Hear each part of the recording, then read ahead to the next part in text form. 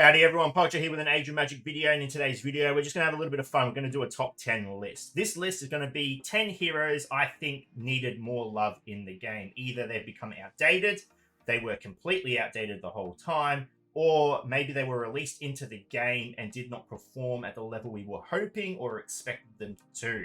So I'll try and do the list in the order of least important, number 10, to most important. I wish that they stopped all updates and just focused on this one hero and gave them something. So, I mean, we've never done it before, so feel free to leave a comment on what you think are maybe the top 3 heroes I'm going to mention.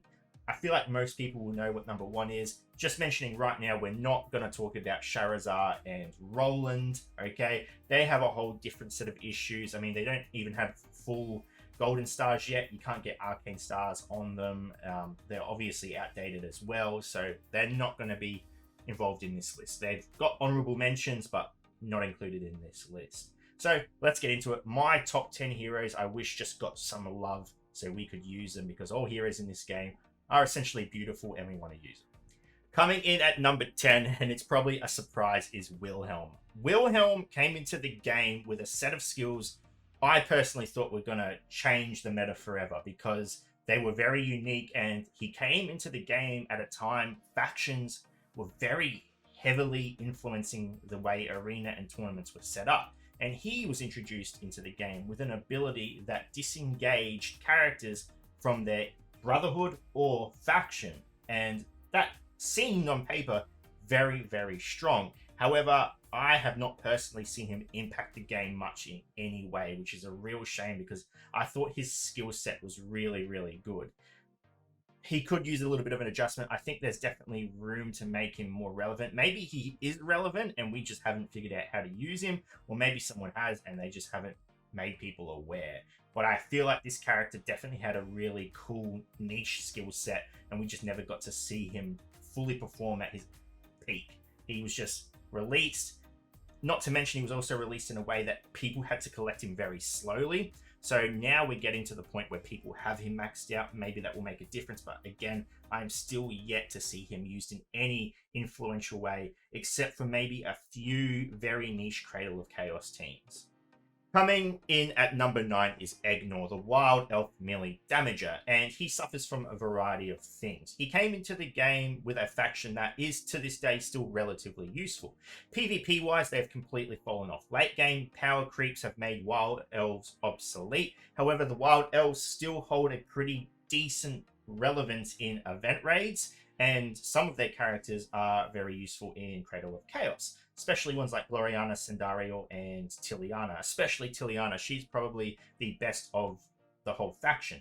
But then we have Egnor, who unfortunately suffered from many, many setbacks. Number 1, he was designed in a way I think was meant to be unique, but instead of being unique, it just weakened him a tremendous deal. Remembering that he's also released into a game that has some characters that excel a tremendous amount in what this character does, which is crowd control and the potential to do extra damage. We have characters now in the game like the Liongo Morrigan combination. We have characters like Roku. I mean, he's been in the game since the beginning of time and is extremely relevant in crowd control. We've got Mabe, for example. She's also extremely good. Characters like this, they are just performing at levels Egnor never could. And that's for one of 2 reasons. Number 1, his skills were designed in a way to only work on characters above 70% HP, which is a huge disadvantage. Number 1, it is only going to be effective mainly at the start of the game. Once the battle moves on, and with the amount of AoE heroes in the game, his performance significantly decreases. He's not going to get the bonuses from his abilities that he would at the start of the match. And number 2, the RNG just is not in his favor. His second skill, for example, make 2 strikes in a row to 1 target, has a 15% chance per Wild Elf. So his abilities aren't even guaranteed to do their effects. He's just going to do damage. So he has massive drawbacks. He is weak essentially straight after the beginning of battle. Even if this character goes first and has the potential to activate these abilities, he's not guaranteed to land them. His stun can be fortified. His stun can be dodged. He was designed almost to be weak. unfortunately, he just sees no gameplay in a faction that is still relevant to today, and I feel like he could definitely use a boost. Coming in at number 8, we have Succubus. And Succubus just fell off the radar completely. With the release of Rock, the first event hero, the second to come was Succubus. And her kit at the time was okay. I remember, actually, fun fact, I was the first person ever in Age of Magic to unlock Succubus. It was a time when the game was very small. Her event required demons, which before the event came out, Playcott removed the ability to farm demons from the campaign. They were made exclusive to currency stores. I was just one of the very few players that had farmed them, and I got her first. Little fun fact for you all, just wanted to throw it in there. A bit of AOM history for you. But she fell off very quickly. Number one, her ability is RNG. You're going to silence one character and 2 random ones, so you got very little control with her. And then her ability that does decent damage removes the crowd control from the enemy, which I think is a massive drawback, especially in today's standard. You don't want to have to remove crowd control so you can do extra damage when there are characters that can both do extra damage and crowd control. Tyros, for example, he does all-in-one ability. He does the crowd control on every character and does extra damage. She fell off extremely fast in the game. Not to mention that with the release of the Firestorm squad, Gatekeeper and Succubus were given a chance to perform in the game. And you know Succubus is just outdated when with that update, Gatekeeper of all characters became more useful than Succubus. So for that reason alone, she takes the number 8 spot. Coming in at number 7, we have Silvermoon, who has never had any relevance in the game, even considering that when she was released, her kit actually wasn't too bad. She was just always overshadowed by someone else. Lucky performed better than her. When the Barbarians received their buff and became a quite dominant faction in the game, she was still overlooked for other characters like Azariel, who just performed so much better in the squad. And it's to do with her skill set. Her skill set doesn't work with how the Barbarians work, and it's more of a hindrance than anything else. Number one, she does have the ability to add invulnerability to 4 allies with the lowest HP, which for the Barbarians is really good, because the way the Barbarians work is they need to take hits to build up their stacks so they can do more damage. The longer they last on the battlefield, the better, because those stacks, when hit 7, 8, 9, I mean, that Swamp Killer, that Denia, they are going to do massive damage. The setback of the stacks, however, is if the character is healed, they lose a stack. So characters like Lucky, for example, lost a bit of relevance within the team because Lucky, for example, relies on hots, and those hots is a heal every turn, removing a stack, so it's pushing against. And that is similar to how Silvermoon works. Her main healing ability is a hot. She restores HP over 2 turns, so there is the chance, or it's not a chance, it's just going to happen. You're going to lose 2 stacks of that damage buff, which could be huge. So she almost works against the Barbarians, and I mean, she just has no real use, because even outside of the Barbarian team, even though she's a universal hero, you have characters like Lucky who just outperform her. You have characters like Azariel who outperform her in the Barbarian team. She was just outshadowed every step of the way, and just left in the dust.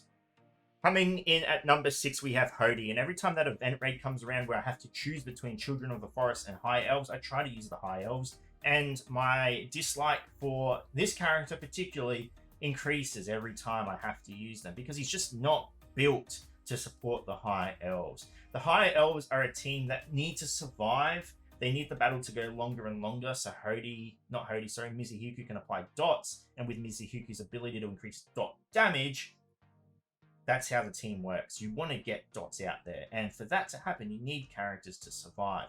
But Howdy just doesn't have the ability, or is built in a way that supports the High Elves. Number one, he doesn't have a Resurrect, which I think is a huge downfall when you don't really have the ability to apply hots, you don't have the ability to evade, you don't have the ability to apply invulnerability. All Howdy has the ability to do is increase defense a little bit, apply taunt to Kabuto, who again still dies fairly quickly, and his passive just doesn't work in the way that benefits the faction. Every time another high elf dies, Howdy restores 32% of their maximum HP to all allies. It's just not a team you want characters to die on. Yes, it benefits when a character dies, but I mean, he can't bring the character back. If he could maybe resurrect and keep that rotating, the heal when someone dies and so forth, and yada yada yada, maybe, but he does not do the faction any services, in my opinion, honestly. So that gives him the number 6 slot on the list. Coming in at number 5 is Damio, and Damio is just one of those heroes that was built in a way that he was meant to work with 2 different factions, except he doesn't benefit either faction. He doesn't add to the factions. He doesn't make any factions stronger. He's just there. And because of that, Wilhelm has always been the leader of the High Elves. I mean, you ask anyone, what leader are you using for High Elves? They're going to say Wilhelm. No one is saying Damio. Damio, the only time I've seen Damio used is some very, very niche Cradle of Chaos squads, and even then he's not often used as the leader still. Wilhelm is, and he's just thrown into the team. He is a victim of that old saying, I don't even know how the saying goes, you know, focus on one job and do it right instead of focusing on several jobs and doing them wrong, or doing them at half effort. He puts in half effort for both squads, doesn't excel in anything, and because of that he's just not a very usable hero. Coming in at number 4 is Gassa, and I put him at number 4 because, and I apologize right now, but this was brought forward by someone in the community, in my personal community, who mentioned this a long time ago, and I apologize because I can't remember who it was, but I thought it was a really cool idea. Gassa has been one of those heroes that's never been used. He's just always overlooked. Even with the release of Troran, his use never came into existence. However, the potential for his use came with the release of the Assassin Squad, because the Assassin Squad, Claudia Toxic and Yuki, they work in a way that protects not only the Assassin Guild, but also assassins. And with that, there is the potential to build an Assassin's team. And I feel like with Gassa, he has the potential to be in that team. Again, this is not my idea, but I mean, if I haven't mentioned this with any of the other heroes, but a way in which this character could be useful is, I mean, make this ability an AoE ability, increasing damage dealt to all enemies by 2.5 times for 2 turns. I think that's pretty decent. There is a smoke bomb which makes Gassa and allied rogues, casters, and healers invisible and increases their damage by 9%. I mean, he's almost built to be a support character for the assassin team. There is the potential to make an assassin's team once again, except a few of the key characters aren't built to be usable at today's level. And I just feel like this is one character that I think people would love to see usable and have the opportunity to use them in a meta team or even in any relevant game mode. Coming in at number 3, the top 3 characters I wish were changed in the game or adjusted or whatever. If you know me, you probably have a pretty good guess at number 2 and number 1. Number 3 is probably a bit of a shock to people because I don't really mention it, but I have always had an issue with Phoenix. It's a personal thing. I don't even know if people have an issue with Phoenix. There are probably a lot of people that are like, just leave her, she's fine. I just, from day one, have not liked Phoenix, and it's just a personal thing. She works pretty well in terms of her kit. You know, she's been given purposely low HP. The idea is that you want her to die so she has a chance to resurrect, except that resurrect isn't guaranteed, and as more beastmen die, the resurrect chance decreases. Compared to the newly released Eva, she is a weaker Eva. Now, what my issue with the character is more the theme of the character. I love the idea of a Phoenix character, but it doesn't really incorporate the Phoenix itself into the character build. And I'm really big on themes for characters. They should work kind of the way they were designed, or what the influence was to design them. So if I had a chance to redesign Phoenix, my idea for the character is that when she is killed, she is thrown into an egg form, kind of like what Iris does with the bugs. They turn into the cocoon. I would love to see her turn into the egg. And the idea would be that you have to kill the egg before she reborns. she is reborn. And then upon being reborn, then that is when the catastrophe happens. She can resurrect allies, her reborn flames cleanse allies, just whatever. It just is all focused on trying to kill her before killing any of the other beastmen. So it's more of a speed race. Or, you know, take her out and then kill other beastmen if you think you can kill them before her. I just don't like the theme she has. I feel like the actual idea of a phoenix could have been incorporated a lot better into the hero. Coming in at number 2, we have Sabertooth. And, I mean, if you've heard me talk about Sabertooth, you know that I don't have a dislike for the hero. He's just not useful. It just is what it is. I remember doing the spotlight for this hero. It was probably one of the first spotlights I ever got to do for heroes within Age of Magic. And on paper, this character sounded amazing at the time. At the time. His use now would be destroyed with what characters can do. But at the time, his paper kit sounded awesome. I thought he was going to be an exceptional hero, and I was hyped. And then he came out, and he was never used. He was never used because his performance just is not great. I mean, some people very early on in the game today may get some use out of him because he's a free hero. You get him for subscribing to the Discord server or the Facebook page. He's given out for free. So, I mean, people could maybe find some use, but I mean, I feel like it's a trap. He's very easily replaced, and unfortunately, he just does not do anything near what I was expecting him to do. I thought he was going to be an amazing support to Lucky, and unfortunately, it is what it is. And it's, again, a shame on a personal level because he's one of my favorite looking heroes within the game as well. When I saw Sabertooth, for a long time, he was my favorite looking hero. But he was just outperformed in every way by every other Children of the Forest. So, fortunately, that gets him the second spot on the list. And now we get to move to number 1. And number 1, I think, is on most people's lists. Coming in at number 1, we all knew it. I mean, you have to know it. It's Worm Priest. Give the damn hero a leadership skill. The Kobolds are the only faction in the game that do not have a leadership skill. And it would be an absolute atrocity if you did give him a leadership skill and it didn't go to Worm Priest. He deserves it. He has been in the game since the inception. He was one of the first big bad guys you come across in the campaign. I mean, I remember going through chapter 1 of, at the time, it was the Light and Dark campaign. It was not split into 2. It was just one campaign. And you would be going through it and you'd be fighting those. At the time, again, this is how old this is. I mean, you would be going through the campaign and fighting the Kobold Slinger and the Kobold Spear. It wasn't Jag and Torak. Those names were introduced later on. They were just given generic names like the Arak and Undead.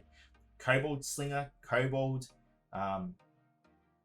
Spear, Schnee, yep, and it was Kobold Scout. It wasn't even Schnee. You were just versing waves of them, and then you came up against this guy. And you're like, what is he going to do? And his turn came around and that worm just ripped across the field. He needs a leadership skill. Even if it doesn't make them meta. I'm not expecting them to be meta. But give them that juicy use in Cradle of Chaos. Make them more relevant in some PvE content. And I promise you, people will be so happy. People will rejoice at the day this character is given that skill. And to be honest, I think it should be made a public holiday. Just going to say it. That's that important. Yeah, that's why it's number 1 on the list. It is what we want, it is what we need, and I mean, just do it. Just do it. Give it to him. Anyway, ladies and gentlemen, thank you so much for watching. If you have any questions, feel free to leave a comment below. I will answer it to the best of my ability. And wherever you're on the world, until next time, please take care of yourself.